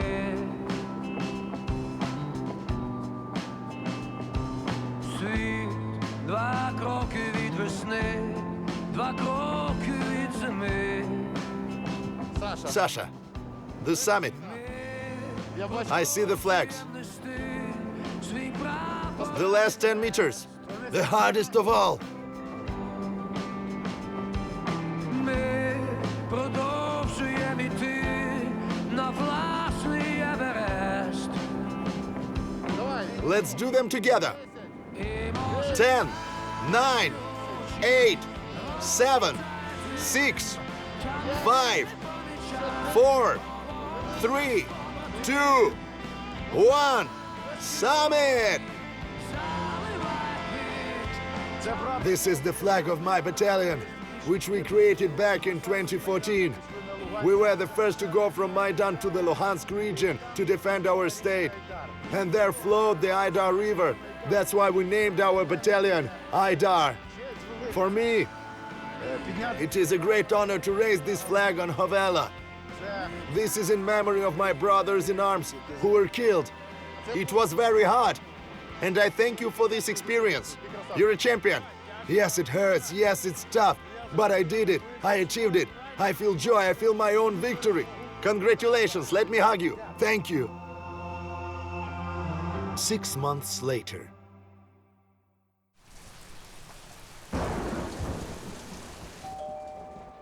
Miss Yulia, Good afternoon. good afternoon. Great to finally meet you in person. Thank you. Very nice to meet you too. Привіт. Hi, Yaroslav. What's your name? Sashko. Alina. Nice to meet you. White. Влучне ім'я. White? A fitting name. I've been following your family story for a year already. To me, your family feels like close people. З чого Where should we begin? Я дуже I'm very sorry your family had to go through such circumstances, but our viewers have grown very fond of Alexander, полюбив Олександра і and they хочу probably want to know what happened to Sasha.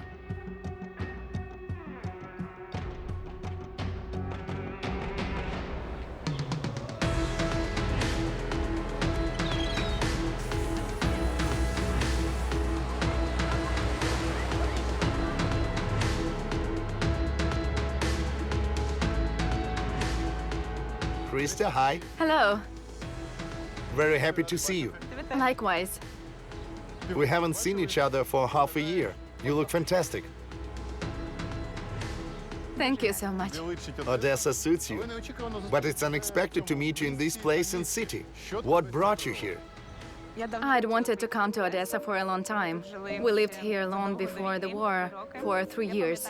I remember those feelings, being happy here, free, and I decided it would be good to return. And how long have you been here? 2 months. And you're planning to stay longer? We'll see. What do you love about Odessa? The people, the sea, even these trees. Honestly, I love them. Beautiful, incredible. They remind me a bit of Paris. They remind me of Brazil, to be honest. Here I feel lightness and a desire to live, to breathe, to move forward, to be active. The whole atmosphere and the surroundings really help. And you know another secret? Being in Odessa and not having a good dinner, that's simply impossible. I want to take you to a special place just outside Odessa. You'll love it. Wonderful.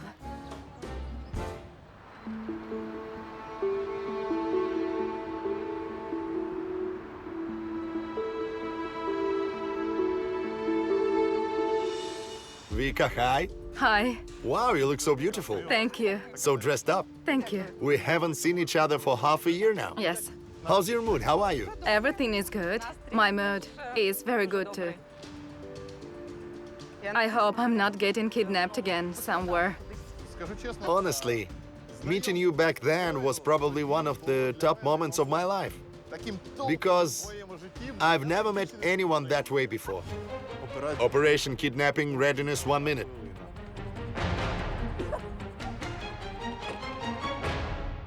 Good afternoon. Do you remember that moment? Yes, I won't forget it anymore. Let's remember, a year ago, you didn't know it was my film and I was watching you through video. I saw a girl who spent whole days lying in bed with her phone, going nowhere, not feeling at home, dragging those suitcases around, unable to allow herself to start living. A year passed, and today, Vika is a girl who... Well, everything changed for me completely, because earlier, as my psychologist says, I was in this survival mode. And now, I try every day to do something for myself. I'm no longer afraid of changes. I actually spend more time on myself now, rather than on thoughts about what might happen. And I needed to get rid of my anxiety. Even things can weight you down, like clothing.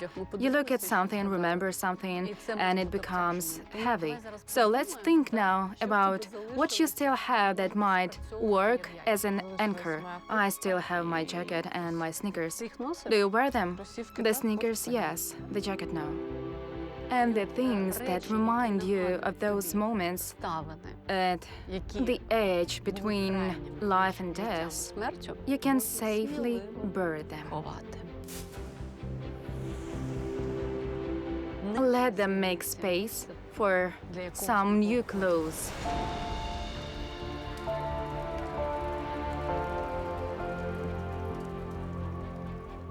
Right now, panic attacks don't bother me at all.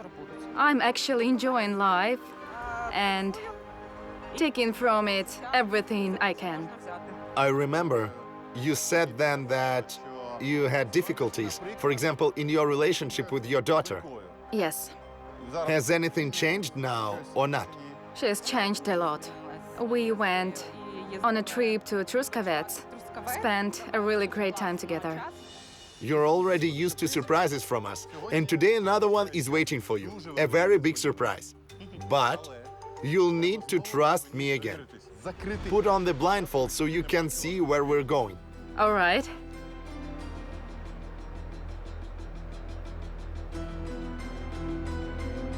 Let me walk you. Well, I hope this is a pleasant surprise. It's a very pleasant surprise. Only 20 steps left before you get truly amazed.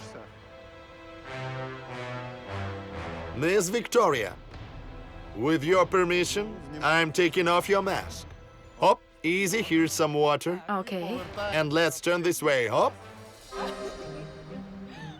Now look more attentively. Attentively. Attentively. Around. Around you. Closer. What's happening? Wow. Amazing. Super. I absolutely didn't expect this, but I really love it. It's very touching.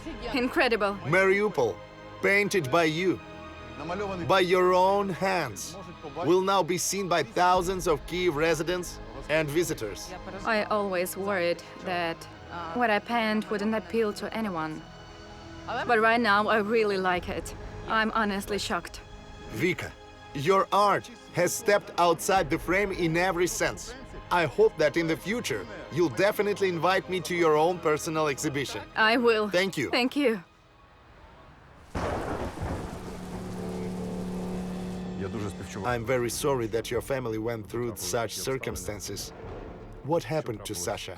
Since I can't talk to him and don't know the full story of what exactly happened, and all I know is that he's currently detained for 60 days for transporting drug dodgers or whatever they call them. So as I understand, he drove a man somewhere, judging by what you're saying, Yes, from Kyiv to Chernivtsi. and that man then crossed the border, right? I don't know what happened there. We have no direct contact with him, only through the lawyer. Where is he now? In pre-trial detention. He was about to get a job. He finished courses. He got another certificate in drone assembly. And he was already being offered work, but everything went off track. Your life has changed. Yes. Я бачу. I can see that, including changes for the better. Tell me about the new apartment. Oh, well, I managed to buy a new apartment. The state allocated funds for me as a former ATO service member, an internally displaced person, and as someone who lost everything back in 2014, the state provided money for my 3 children. And it wasn't an easy process. We were lucky. We found a 3-room apartment that met all the requirements set by the state, and now we bought it.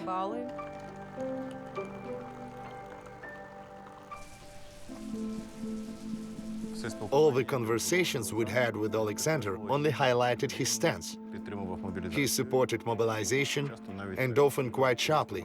He'd say phrases like, just pack them all in. It was seriously too much. The second, the first, the third of the month. On VDNH, in Kyiv, they should have just sent a mobilization bus there. And then something like this happens to him. What, in your opinion, is the main reason for what happened? Because he didn't find himself in civilian life. But everything was provided for him. It's not like he came back and everyone forgot about him, no. Over this year, while we've been filming, what has changed in him? He started talking to people that I definitely noticed. He was very proud of climbing Hoverla with you. Yeah? Yeah. Приємно. That's nice. Олександр Alexander worked with psychotherapists. були в нього He певні had certain issues, lack of sleep. сну. Сьогодні The TV was running all night. What has changed over a year of work? His sleep has more or less stabilized, and he can sleep without a TV. Aggression? What the hell are you pushing, huh? Fucking idiot. Alexander, he no longer snapped at the slightest trigger. He became calmer, but I just think that even with psychologists and psychotherapists, he wasn't fully honest, as his unpreparedness for psychotherapy. дуже цікаво, But it's very interesting what Alexander himself thinks and says about all this. Do the lawyers pass on his words and thoughts? Alexander thanks me for not abandoning him. Yes, he slipped up, but I'm not going to stop loving him because of that. ви дуже You are a very good wife. Йому пощастило. He's lucky. Once again, I'm convinced that life is unpredictable. And no matter how much someone wants to help us, we make our own choices and bear 100% responsibility for them. I don't yet know the way out of this situation, but I'm looking for one. There must always be a way out. There is no way out only from the other world.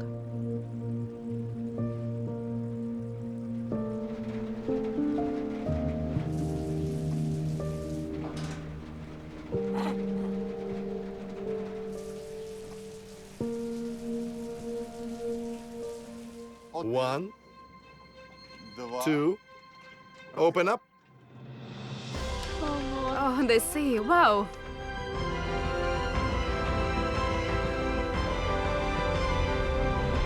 This is the Telhulsky estuary. And here since ancient times, Ukrainians have been growing oysters. I'm impressed. I've never been here, and it's so beautiful. It's a unique ecosystem, and here new life begins. Ви зараз бачите You could say we're now watching the birth of your new life. нових сенсів. With the search for new meanings, what changed your thoughts and actions the most? Everything is important. Truly, from the first day until now, every step matters.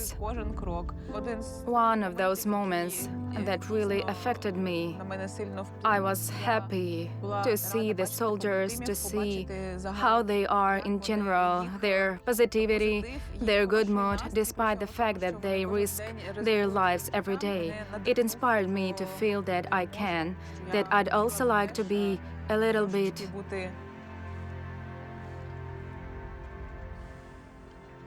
alive, to give myself a chance at the life they're fighting for there. I see you're wearing a different piece of jewelry now. Why don't you wear that one? I do wear it, just not that often, not every day. And no matter whether I'm wearing the piece or not, my beloved will still remain in my heart until the last day of my life. Life used to be black and white, and now I'm going to paint it with colors. I want to wake up and make my life interesting. Every day I listen to music. I dance. I even dance outside. I started going out among people, meeting friends. I was missing it.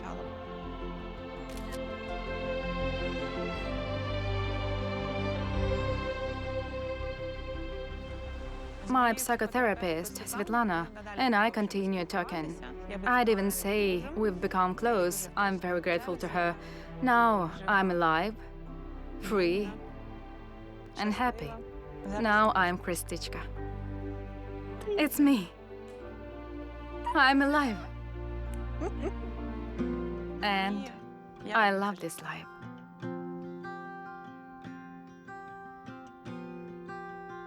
For as long as I remember, I was always for people, with people. Good afternoon. Good afternoon. Thank you for the hug. Now I feel an inner light within me, which I carry and which I want to share with people. I will give you a good mood. Many people need this light. A person needs a person.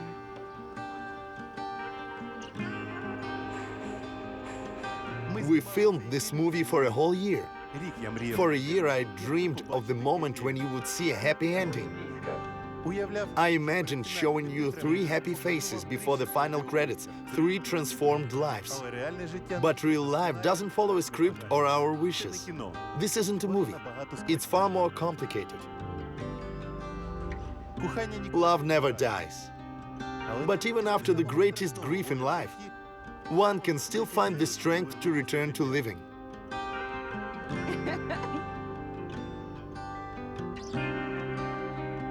Even when suddenly everything from your past is taken away, it's entirely possible to start over at any moment, from zero, and become happy again. Сила Strength and work on oneself bring incredible results, change lives, and give chances to begin anew. Each of us receives many opportunities from life every single day, and only our actions and decisions determine whether we use them or let them slip away. Each of us must remember, no matter how hard, difficult, or frightening things are today, there is always a way out. And what that way out will be depends solely on us. Good afternoon. Damn, Dmytro! Good afternoon. I'm shocked. I'm shocked. Hug him. Do you see it? The main thing is that you've got smiles on your face. It's very nice. Dmytro, thank you for this idea.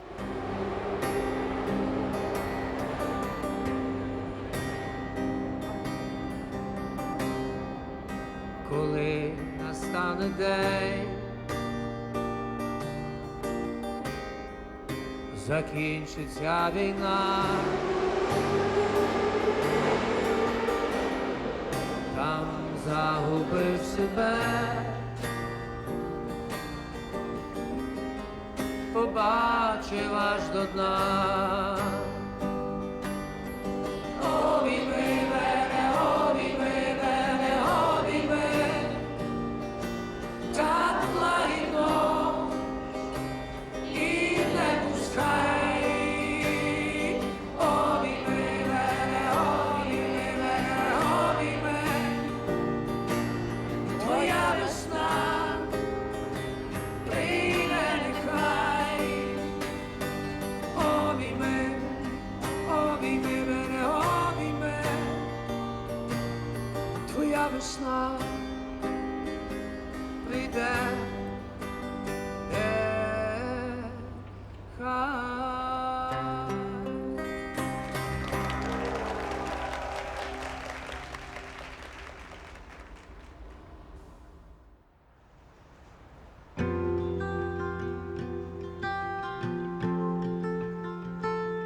Alexander, good evening. Good evening. Honestly, I was very worried, and I'm glad to see you free. Me too. Tell me, everyone is wondering, what happened? Our life is unpredictable. Anything can happen to anyone. That's what happened to me. At the moment, the trial is ongoing. I was released on bail, and I'm at home. I found a job. I've started working. Thanks to my wife, I didn't give up. Anyone can stumble. This can happen to anyone. I believe in our justice system, that our courts will be fair, and I'm sure it will be. From the bottom of my heart, I wish everything works out for you, that things get as good as possible. God willing, success to you. Thank you. Everything will get better, Dmytro. Thank you. Thank you.